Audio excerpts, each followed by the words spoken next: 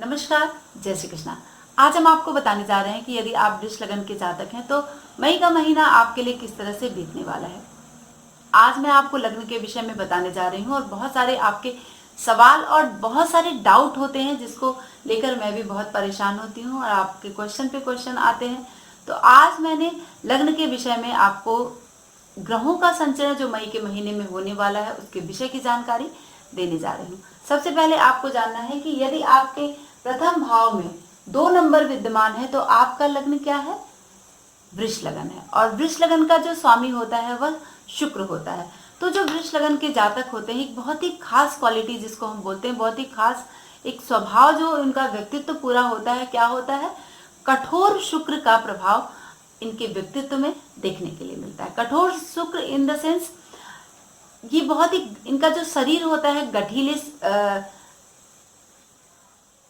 गठीला शरीर वाला इनका व्यक्तित्व होता है। और हाँ, बहुत ही ज़्यादा शांत प्रिय होते हैं, अपनी बातों को किसी से डिस्क्लोज नहीं करते हैं, बहुत ज़्यादा धैर्य होता है, सहिष्णु होते हैं। और हाँ, योगी एक व्यक्तित्व होता है जिसको हम कहते हैं योगमय जीवन बिताना। ये वृष लगन वाले जातकों से कोई पूछे, अगर आप वृष लगन के हैं तो वृष राशि का भी स्वभाव आपके अंदर, वो दोनों ये जो व्यक्तित्व आपको देखने के लिए मिल रहा है वो वृष लगन और वृष राशि दोनों के लिए मिलता है। लेकिन यहाँ पर मैं लग्न के विषय में बताती हूँ, अभी मैं राशि बोल दूंगी तो आप बहुत ज्यादा कंफ्यूज हो जाएंगे मित्रों। संग्राममय जीवन इनका होता है, बहुत ही परिवर्तनशील जिसको बोलते हैं, उतार चढ़ाव वाली जिंदगी इनकी होती है। बहुत ही विद्वान होते हैं, बहुत ही खास क्वालिटी जो इनके अंदर होती है वह होती है बहुत ही ज्यादा विश्वास पात्र होते हैं और अपनी बातों को किसी से या अपनी योजनाओं को ये किसी से डिस्कस नहीं करते हैं जब तक कि ये योजनाएं पूरी ना हो जाए। अब हम चलते हैं कि यदि आप वृष लगन के जातक हैं तो कौन सा ग्रह आपके लिए शुभ है और कौन सा ग्रह आपके लिए लग्न के लिए अशुभ है। सबसे पहले देखें कि पंचम भाव का स्वामी बुध है और द्वितीय भाव का स्वामी बुध है। शनि आपके नवम भाव का और दशम भाव का स्वामी, ये 2 ग्रह आपके लग्न और आपकी राशि के लिए बहुत ही ज्यादा शुभ होते हैं। और बृहस्पति, शुक्र और चंद्रमा ये अशुभ ग्रह माने गए हैं। अभी आप कहेंगे कि लग्नेश तो हमारा शुक्र है और षष्ठेश भी शुक्र है, लेकिन एक सामान्य स्थिति शुक्र को यहाँ पर दी गई है। शुक्र बहुत ज्यादा शुभ नहीं होता है, मंगल भी शुभ नहीं होता है इस लग्न और इस राशि वाले जातकों के लिए। तो सबसे पहले आप देखें कि यदि आपके लग्न पर स्वामी शुक्र है तो शुक्र इस महीने में कहां पर संचरण कर रहा है? लग्नेश आपके लग्न में ही विद्यमान है और पूरा प्रभाव आपको यहाँ पर प्रदान कर रहा है। और पूरे महीने शुक्र यहाँ पर रहने वाला है आपके लग्न में ही, और बुध और सूर्य की भी स्थिति यहाँ पर रहने वाली है। 31 मई से शुक्र अस्त हो जाएगा तो शुक्र अब लग्नेश लग्न में ही जब विद्यमान होगा तो स्त्री सुख आपको प्रदान करेगा। सबसे जरूरी बात है आपको ध्यान देने वाली, लेकिन आपको पर स्त्री सुख से बहुत ज्यादा सावधान रहने की जरूरत है। उनके संपर्क में यदि आप हैं तो धन के खर्चे बढ़ जाएंगे, बुरी आदतें आपकी हो जाएंगी और स्त्री विषयक जो बातें हैं वह आपके मन में पूरे महीने रहने वाली हैं। तो आपको यहाँ पर बहुत सावधान रहना है। यदि आप विवाहित हैं तब तो आपके लिए बहुत अच्छा है, लेकिन आप पर स्त्री गमन से बचें। इस तरह के विचार आपके मन में बहुत ज्यादा आएंगे इस महीने में। व्यवसाय में आपको लाभ मिलेगा क्योंकि छठे भाव का भी स्वामी यहाँ पर लग्न में विद्यमान है। शत्रु पर आप हावी रहेंगे इस महीने, तो ये स्थिति आपके लिए बहुत ही अच्छी होने वाली है शुक्र अगर लग्न में है, क्योंकि शुक्र जो है वह आपको 13 मई को वह वक्री हो जाएगा शुक्र, और 12:15 पर 25 जून तक शुक्र वक्री रहने वाला है। ठीक है, तो शुक्र जब वक्री होगा तो वह आपके द्वादश भाव के भी प्रभाव को यहाँ पर प्रदान करेगा। और द्वादश भाव वह शुक्र मीन राशि में कालपुरुषी कुंडली में वह उच्च का प्रभाव आपको प्रदान करेगा, लेकिन थोड़ा सा रिश्तों को लेकर आप सावधान रहें। यहाँ पर स्त्री गमन से आप बचें। सैया सुख बहुत ज्यादा आपको मिलने वाला है, लेकिन यहाँ पर आपको बहुत संभल कर रहना है क्योंकि धन खर्चे की संभावना आपकी यहाँ पर बन रही है। ठीक है, क्योंकि ये स्ट्रांग हो जाएगा शुक्र जब वह 13 मई को हो जाएगा तो और भी ज्यादा आपका लग्नेश जो है वो बहुत ज्यादा शुभ ग्रह है। तो शुक्र चूंकि शुभ ग्रह है तो जब वो वक्री होता है तो वो शुभ प्रभाव देता है, लेकिन द्वादश भाव में के प्रभाव को जब देगा तो वो द्वादश भाव से रिलेटेड भी प्रभाव को आपको प्रदान करेगा। तो इन बातों को आपको ख्याल रखना है। अब चलते हैं बुध की स्थिति क्या है। बुध द्वितीय भाव का स्वामी है और राहु की स्थिति भी यहीं पर है। बुध द्वितीय और पंचम का स्वामी होकर आपके 9 मई तक आपके यहाँ मेष राशि में रहने वाला है। 9 मई के से उसका ट्रांजिट जो है वो वृष राशि में होगा। तो शुक्र, बुध और सूर्य, ये 3 ग्रह यहाँ पर, चूंकि शुक्र और सूर्य एक साथ अच्छे नहीं होते हैं, अच्छे नहीं माने जाते हैं, तो स्त्रियों से, या फिर अगर आप स्त्री हैं तो पुरुष से, और पुरुष हैं तो स्त्री से सावधानी बरतनी होगी। राहु जब मिथुन राशि में यहाँ द्वितीय भाव में विद्यमान है तो आपको धन को लेकर थोड़ी सी परेशानी दे सकता है, थोड़ी हानि करा सकता है, ठीक है। और द्वादश भाव में जब बुध विद्यमान होगा यहाँ पर 9 मई तक, तो 9 मई तक आपको थोड़ा सा हानि को लेकर सावधान रहना है। अगर आपकी जन्मपत्री में कारावास योग है, दंड करने के योग हैं, तो यह योग बहुत ही ज्यादा प्रभावी हो जाएंगे 9 मई तक, क्योंकि द्वितीय और पंचमेश का व्यय हो जाएगा। आप बुद्धि से काम नहीं ले पाएंगे और जीवन साथी के बीच आपको झगड़े की और हिंसा की संभावना यहाँ पर बन सकती है। आपके नाकों में कुछ परेशानी हो सकती है, नासिका में या फिर दांतों में कुछ रोग की समस्या बन सकती है। प्रेम संबंध में दिक्कत आएगी, क्योंकि पंचमेश का 9 तारीख तक यहाँ पर विद्यमान होना सूर्य के साथ, यहाँ पर ये स्थिति जो है, और बुध अस्त की स्थिति में रहेगा 9 तारीख तक, आप देखें, और 13 मई को इसका उदय होगा। तो 9 तारीख तक बुध जो है अस्त है, कमजोर है। तो जो भी विद्यार्थी वर्ग हैं या फिर आप प्रेम संबंध में हैं, तो आपको बहुत सावधानी रखनी पड़ेगी। संतान को कुछ परेशानी हो सकती है, दिक्कतें आ सकती है, प्रतियोगिता परीक्षा में असफलता के चांसेस यहाँ पर बन सकते हैं। उदर में कुछ परेशानी हो सकती है, पेट की समस्या आपको 9 मई तक आपको देखने के लिए मिल सकती है। अब चलते हैं, जब बुध का ट्रांजिट 9 तारीख के से यहाँ पर होगा, वृष राशि में सूर्य और शुक्र के साथ होगा, और 13 मई से उसका उदय होगा। यानी 13 मई से बुध की स्थिति बहुत स्ट्रांग वाली बनती है, क्योंकि वह पंचम भाव का स्वामी है और शुभ ग्रह है आपकी जन्मपत्री के लिए। विचार आपको बहुत अच्छे आएंगे। विद्यार्थी वर्ग का मन जो है लेखन, पठन, पाठन इन सब चीजों में लगेगा, लेकिन मन बहुत चंचल रहेगा। तो चंचलता से बचने के लिए आपको यहाँ पर बहुत सावधान रहना है। यानी अगर हम बहुत प्रसन्न हैं, बहुत खुश हैं, बहुत चंचल हैं, तो चंचलता में कभी कभी कुछ गड़बड़ हो जाती है। 13 तारीख के बाद से जब उदय होगा तो बुध की शुभता आपको बहुत ज्यादा देखने के लिए मिलेगी। तो पूरा जो हाफ पोर्शन है जो मई का, उसमें बुध की बहुत ज्यादा शुभता आपको यहाँ पर देखने के लिए मिलेगी। फिर हम चलते हैं चंद्रमा के विषय में, हम लास्ट में बताएंगे आपको। चंद्रमा तृतीय भाव का स्वामी है और चंद्रमा शुभ नहीं है इस लग्न और इस राशि के लिए। यहाँ सिर्फ मैं लग्न का नाम लूंगी, क्योंकि लग्न के ही विषय की भाषा आप समझेंगे। अगर मैं राशि बोल दूंगी तो फिर आप कंफ्यूज हो जाएंगे मित्रों। अब हम चलते हैं चतुर्थ भाव का स्वामी सूर्य। सूर्य आपको यहाँ पर 14 मई तक ट्रांजिट करेगा मेष राशि में, और 14 मई को ही यह वृष राशि में आ जाएगा।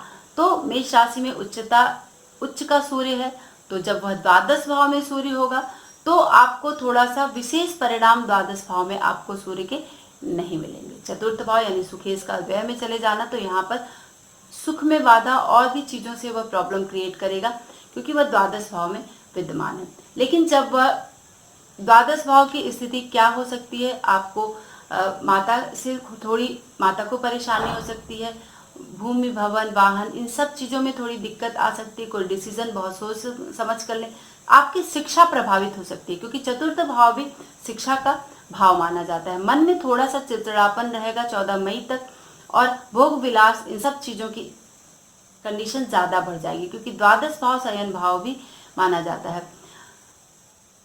आपका अपने घर से दूर रहने की स्थिति बन सकती है, या कह लें कि विदेश में जाने की स्थिति आपकी बन सकती है, और वहां पर सेटल होने की स्थिति आपकी 14 मई के बाद से 14 मई तक बन सकती है। 14 मई से आप देखिए कि स्थिति वह लग्न में आ जाएगा, सूर्य और शुक्र और बुध के साथ यहाँ पर ट्रांजिट करेगा। द्वादश जब भी मन में आपके चिड़चिड़ापन थोड़ा सा बढ़ जाएगा, क्योंकि सूर्य की स्थिति चतुर्थेश का लग्न में आ जाना और वहां पर शुक्र के साथ ट्रांजिट कर रहा है, तो गुस्सा बहुत ज्यादा आपको आएगा और घर में झगड़े की संभावना आपकी बन जाएगी। व्यवसाय में मन नहीं लगेगा, तो ये स्थिति बहुत ज्यादा पॉजिटिव नहीं है आपके लिए, क्योंकि शुक्र बुध के साथ ये मास आपके लिए थोड़ा सा, जिसको हम कहते हैं कि एक चिड़चिड़ापन लिए हुए या फिर गुस्सा लिए हुए लास्टली आपका अच्छा बीतेगा। लास्ट जो मंथ है पैसा अच्छा आएगा, आपके हाथ में पैसे की कमी नहीं रहेगी और अच्छे अच्छे काम आप कर डालेंगे क्योंकि बुध का कॉम्बिनेशन यहाँ पर उसको मिलेगा। लेकिन स्त्रियों से आपको सावधानी रखनी होगी। फिर चलते हैं कि मंगल सप्तम भाव का स्वामी है आपके जन्मपत्री में और आपके द्वादश भाव का स्वामी, और मंगल ट्रांजिट करेगा। मंगल की स्थिति 4 मई से वह कुंभ राशि में ट्रांजिट कर जाएगा और 4 मई तक यहाँ पर शुक्र, शनि और बृहस्पति के साथ मंगल विद्यमान रहेगा। लेकिन मंगल जब 4 मई को ट्रांजिट कर जाएगा कुंभ राशि में, चूंकि यह शुभ नहीं है इस लग्न और इस राशि के लिए, और शुक्र के साथ भी मंगल की स्थिति अच्छी नहीं है, तो ये शुभ ये व्यवसाय में आपको थोड़ी सी दिक्कतें दे सकता है और झगड़े की संभावना बन सकती है। नुकसान की स्थिति आपकी आ सकती है 4 मई के बाद से। आलस्य बहुत ज़्यादा बढ़ जाएगा, वरिष्ठों से आपकी अनबन हो सकती है जिसमें आपका काम जो है बनते बनते थोड़ा सा बिगड़ने की संभावना यहाँ पर बन रही है। संतान के प्रति आपका मन जो है वह थोड़ा सा परेशान होगा क्योंकि उनके स्वास्थ्य में परेशानी आपको देखने के लिए मिल सकती है। अब चलते हैं बृहस्पति को।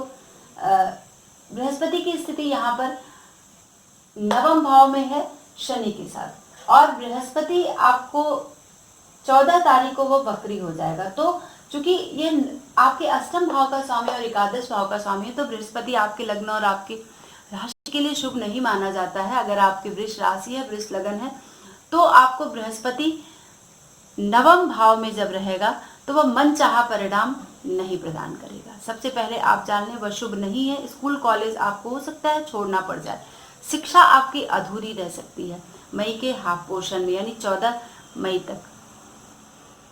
कुछ घटनाएं ऐसी हो सकती हैं जिसमें इसको हम अनुकूल नहीं कहेंगे, बहुत पीड़ादायी और कष्टदायी आपके जीवन से संबंधित घटनाएं आपके लाइफ में हो सकती हैं। तो इस तरह की चीज़ों की ओर इन्वॉल्व ना हो। आपका मन जो है थोड़े गलत चीज़ों की तरफ इन्वॉल्व होगा, उसको लेकर ये समय आपके लिए अच्छा नहीं है। संतान पक्ष के लिए भी समय अच्छा नहीं है, बदनामी के चांसेस बन सकते हैं। बृहस्पति 14 मई तक इस तरह की कंडीशन बनाएगा लग्न में। अब 14 मई से जब वह वक्री हो जाएगा तो बहुत स्ट्रांग हो जाएगा, और क्योंकि शुभ ग्रह है तो और शुभ हो जाएगा। शुभ ग्रह हमेशा अपना एक पॉइंट शुभता का जरूर देता है क्योंकि वह अपनी अच्छाई को नहीं छोड़ता। जैसे हम कहते हैं ना, चंदन विष व्यापत नहीं लिपटे रहत भुजंग। तो शुभ जरूर एक पक्ष आपको प्रदान करेगा, विद्या, बुद्धि, धर्म, शिक्षा, इन सब का मालिक है, लेकिन वह अष्टम भाव का भी प्रभाव आपको 14 मई के बाद से 14 मई से प्रदान करेगा। तो व्यवसाय आपकी बंद करने की स्थिति यहाँ पर बन सकती है। ऐसी स्थिति बन सकती है जिसमें आपको खाना ना मिलने की स्थिति बन सकती है, भूख की वजह से आपको दिक्कत हो सकती है, और कुछ अड़चने आपके जीवन में यह बृहस्पति आपको प्रदान कर सकता है और कष्ट की स्थिति यहाँ पर बना सकता है। अब चलते हैं शनि आपका भाग्येश है। शनि इस लग्न और इस राशि के लिए बहुत ही शुभ माना जाता है और नवम भाव में ही यह ट्रांजिट करेगा। तो 11 मई तक शनि यहाँ पर नवम भाव में रहेगा और 11 मई से वह वक्री हो जाएगा। तो शुभ ग्रह है आपके जन्म को कुंडली के लिए, लेकिन पापी ग्रह है तो वह थोड़ा वक्री होगा तो और भी ज्यादा स्ट्रांग हो जाएगा। तो शुक्र क्या करे, शनि आपको धन में अब नवम भाव में बैठकर ये बड़ी अच्छी स्थिति आपको प्रदान करेगा। कोई भी परेशानी धन से संबंधित या आपको नहीं प्रदान करेगा। आपकी कीर्ति बढ़ेगी। शनि बहुत पॉजिटिव है, आपका भाग्येश बढ़ चढ़कर रहेगा। बृहस्पति अगर बीच बीच में आपको प्रॉब्लम भी क्रिएट करेगा तो शनि आपको वहां पर बैलेंस बनाएगा। नए उद्योग धंधे के लिए आपका विचार बन सकता है, ठीक है। कोई काम शुरू करने की योजना आप बना सकते हैं, क्योंकि अभी वृष लगन और वृष राशि वाले जो जातक हैं वो अष्टम ढैया से बहुत प्रभावित थे, ठीक है। लग्न पर भी उसका प्रभाव पड़ता है, लेकिन अब आप नए विचार बना सकते हैं, किसी योजना को कार्यान्वित कर सकते हैं। अच्छे जगह पर आपका तबादला हो सकता है और तरक्की के चांसेस पूरे बन रहे हैं। संतान की प्राप्ति हो सकती है शनि की वजह से, क्योंकि यह पंचम से पंचम भाव है और यहीं पर ट्रांजिट कर रहा है। 11 मई से वह वक्री हो जाएगा तो वह आपके अष्टम और नवम दोनों प्रभाव को आपको प्रदान करेगा। तो जब अष्टम के प्रभाव को देगा 11 मई से, तो नौकरी में कुछ अड़चने आ सकती हैं। हो सकता है नौकरी छूटने के चांसेस बन जाए, निलंबित होने के चांसेस बन सकते हैं यहाँ पर। तो इसके लिए आपको बहुत सावधान रहना है, उपाय करना है शनि का और बृहस्पति का।